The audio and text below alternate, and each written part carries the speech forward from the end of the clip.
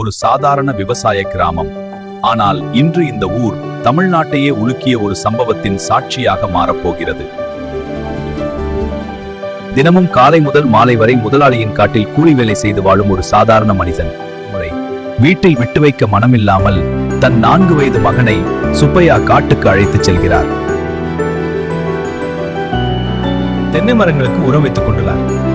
தென்னை மரங்களுக்கு மத்தியில் விளையாடுறார்.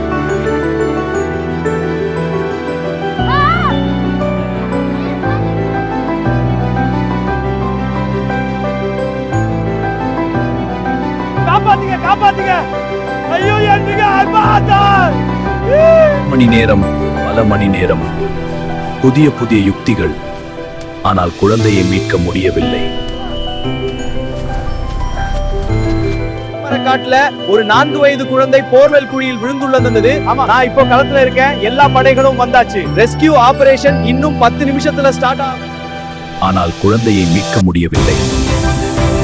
இறக்க விடுங்க சார், நான் அந்த பையனை தூக்கிட்டு வந்துருவேன். இது ஆபத்தானது, ஆனாலும் வேறு வழி இல்ல. Get me down. Pull. Almost there. Hurry. I can't breathe. Got him.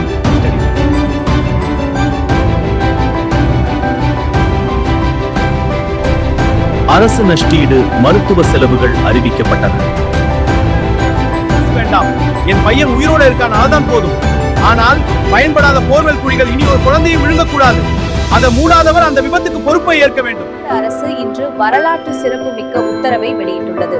இந்த உத்தரவின்படி விவசாயிகள் பயன்படுத்தப்படாத போர்வெல் மூடுவது கட்டாயமாக்கப்பட்டுள்ளது. பயன்படுத்தப்படாத போர்வெல் குழியில் ஆபத்து நடந்தால் அதற்கான நஷ்ட ஈடு அவரை வழங்க வேண்டும்.